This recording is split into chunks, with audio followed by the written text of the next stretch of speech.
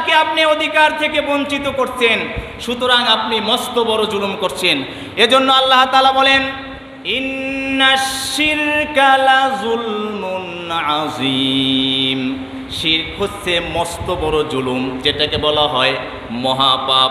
প্রিয় ভাইরা আমার, আপনারা যারা এখানে উপস্থিত রয়েছেন এবং আমাদের এই মাইকের আওয়াজ যতটুকু যাচ্ছে, আমাদের এলাকাবাসী, আমার আত্মীয় স্বজন, পাড়া প্রতিবেশী যারা এই কথাগুলো শুনছেন, হৃদয়ের মধ্যে, অন্তরের মধ্যে একেবারে স্থির করে নেবেন, আল্লাহ তাআলা যে গুণের অধিকারী, ওই অধিকার যদি কোনো ব্যক্তিকে বানানো হয়, কোনো পীরকে বানানো হয়, মানুষকে বানানো হয়, সাথে সাথে আপনি এমন পাপের মধ্যে লিপ্ত হয়ে গেলেন, মহাপাপ, আপনি অধিকার হরণ করলেন। শুধু তাই নয়, শিরক যদি কোনো ব্যক্তি করে তাহলে সাথে সাথে সে মুশরিক হয়ে যায়।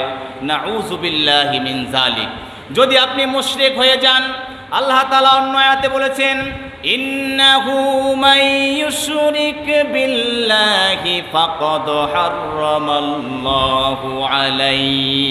কোন ব্যক্তি যদি আল্লাহ তাআলার সাথে শিরক করে, আল্লাহ তাআলার সাথে শিরক করে অন্য কোনো ব্যক্তির কাছে সন্তান চায়, অন্য কোনো মানুষের কাছে রিজিক চায়, অন্য কোনো মানুষকে আল্লাহর অস্তিত্বের কাছে আপনার কি বলে সাব্যস্ত করে, তুলনা করে, ওই ব্যক্তির জন্য আল্লাহ তাআলা জান্নাতকে হারাম ঘোষণা করে দেন। নাউজুবিল্লাহ। তাহলে জান্নাত হারাম হয়ে যায় কি করলে? শিরক করলে। অন্যত্র আল্লাহ তাআলা বলেন, আল্লাহ তাআলা পবিত্র কোরআনের 16 নম্বর পারায় বলেছেন, সম্ভবত সূরা মারিয়াম, নয়তো আমার খেয়াল আসতেছে না, আয়াতটা হচ্ছে এই, ফামান কানা ইয়ারজু লিকা রাব্বিহি ফালইআমাল আমালান সালিহা ওয়ালা ইউশরিক বিইবাদাতি রাব্বিহি আহাদা। আল্লাহ তাআলা বলেন, তোমরা যারা আমার সাথে, তোমাদের প্রভুর সাথে সাক্ষাৎ করতে চাও, তাহলে দুইটা কাজ করতে হবে। একটা কাজ করতে হবে, নেক কাজ করতে হবে, নেক আমল করতে হবে, আমলে সলেহ করতে হবে। আরেকটা কাজ আপনাকে আমাকে করতে হবে, সেটা হলো আল্লাহ তাআলার ইবাদতে কাউকে শরীক করা যাবে না। এটা আমাদের মনে রাখতে হবে। প্রিয় ভাইরা, দেখেন, শিরক যেই জায়গায় বেশি হয়, আপনারা মোটামুটিভাবে শিরক বুঝেছেন। আরেকটু বলি, শিরক কাকে বলে? শিরক হচ্ছে মহান আল্লাহ তাআলার অস্তিত্বে কাউকে শরীক স্থাপন করা, শরীক সাব্যস্ত করা। অর্থাৎ আল্লাহ তাআলা যা করতে পারেন সেটা কোনো মানুষের মাধ্যমে করার বিশ্বাস স্থাপন করা, মনের মধ্যে লালন করাকে শিরক বলে। সেটা আপনারা বুঝতে পেরেছেন। এবার শিরক দুই প্রকার, একটা হচ্ছে শিরকে আকবার, আরেকটা হচ্ছে শিরকে আসগর। একটা হচ্ছে বড় শিরক, আরেকটা হচ্ছে ছোট শিরক। এটা আমরা পরে আসি। আমরা যেটা বলতে চাই সেটা হলো, বর্তমানে শিরক বেশি করছে হচ্ছে যারা পথভ্রষ্ট, কিছু নামধারী, কিছু অজ্ঞ মূর্খ, যারা পীরের আসনে বসে থাকে, আসলে পীর নয়।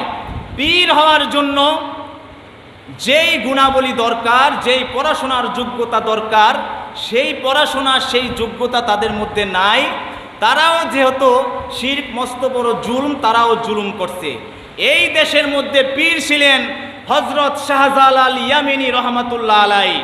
এই দেশের মধ্যে পীর ছিলেন বাগেরহাটের খান জাহান আলী রহিমাহুল্লাহ তাআলা, রহিমাহুল্লাহি তাআলা। কিন্তু তারা যেই মাপের, যেই লেভেলের পীর, আমাদের যারা সমাজের মধ্যে, দেশের মধ্যে পীর দাবি করে শিরকের আখড়া বানাইছে, তারা কিন্তু সেই লেভেলের তো নাই। তাদের তুলনায় তাদের কথা কল্পনাই করা যায় না। আমাদের হাটে, মাঠে, ঘাটে, বিভিন্ন পাড়ায় পাড়ায় ব্যাঙ্গের ছাতার মতো কতগুলো শিরকের আখড়া তৈরি হয়েছে। শিরক তৈরি করার পীর তৈরি হয়েছে, ভণ্ড পীর তৈরি হয়েছে। তারা জানি না কেন এটা করছে, অবশ্যই তাদের অর্থনৈতিক ফায়দা আছে। আর নইলে তারা যদি কোরআন হাদিস বুঝতো তাহলে কখনোই এটা তারা করতো না। আল্লাহ তাআলা বলছেন, যদি কোনো জায়গায় কোনো পীরের দরবারে কোরআনকে অনুসরণ না করে পথ ভ্রষ্টতার দিকে ঠেলে দেওয়া হয়, ডাকা হয়, আহ্বান করা হয়, আল্লাহ তাআলা বলেন আদাল্লাহুল্লাহ, বলা হয়েছে যে আল্লাহ তাআলা তাকে দায়িত্ব নিয়ে গুমরাহির দিকে ঠেলে দেন, মানে দায়িত্ব নিয়ে গুমরা বানিয়ে দেন। আমাদের সমাজে, আমাদের দেশে বিভিন্ন জায়গায় আমরা ইউটিউবে শুনি যে বিভিন্ন ভণ্ড পীরেরা, ভণ্ড পীরের মুরিদেরা আহারে কত ধরনের কথার মাধ্যমে শিরক করছে।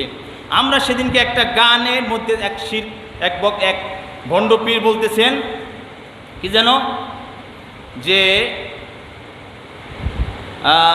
কি বলে, কথাটা হচ্ছে, আগে বলি যে আমার মরণ